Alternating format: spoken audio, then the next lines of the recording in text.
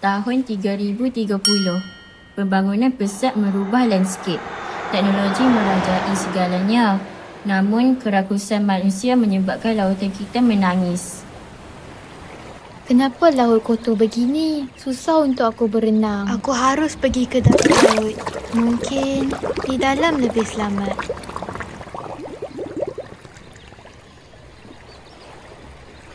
Oh, Penyu. Kenapa wajahmu muram? Laut ini dipenuhi sampah. Aku rindukan birunya laut dahulu. Aku lihat dengan mata sendiri. Ikan-ikan tertelan plastik lalu mati. Jika biar laut begini, kita semua akan mati. Adakah kita masih ada harapan? Selagi kita masih di sini, selagi itu mesti ada sinar harapan buat lautan ini. Di tengah kegelapan lautan yang suram, sekelumit cahaya muncul. Adakah ini petunjuk yang dinantikan? Apa cahaya sinar di tengah kegelapan ini? Apa ni?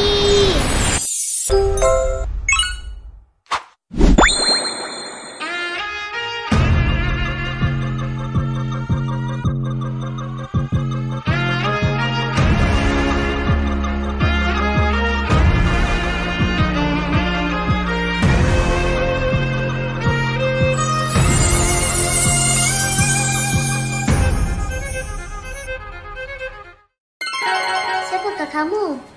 Seindah bintang, secantik legenda. Aku datang dari bisikan suara alam yang merintih. Akulah Mahsuri, cahaya terakhir sebelum lautan ini menjadi gelap selamanya. Laut kami kian mati. Plastik membunuh teman-temanku. Masih adakah sinar harapan? Selagi kamu peduli, selagi itu alam belum binasa. Aku datang bukan sekadar menyembuh laut, tapi menyedarkan jiwa. Mahsuri, tolong kami. Tunjukkan cara untuk menyelamatkan lautan tercinta ini. Dengan kuasa AI, teknologi dan tekad, aku panahkan harapan ini demi membersihkannya. Saat lembing menyentuh lautan, ia berubah menjadi jala harapan, menyapu kotoran, membawa sinar baru buat seluruh samudera. Dengan lembing AI juga, aku bentangkan perisai ini untuk melindungi laut dari kerakusan manusia. Kini, laut bersih semula. Hidupan laut dilindungi. Semuanya kerana perisai Mahsuri. Terima kasih, Mahsuri. Kami dapat peluang untuk hidup dalam laut yang bersih. Awak penyelamat kami. Dulu aku dihukum tanpa keadilan oleh manusia. Sumpahan 7 keturunanku bukan lagi penderitaan. Hari ini aku bangkit bukan untuk membalas, tapi perlindungan.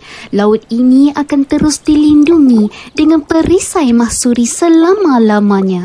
Kami takkan lupakan pengorbananmu. Kami sayang Mahsuri.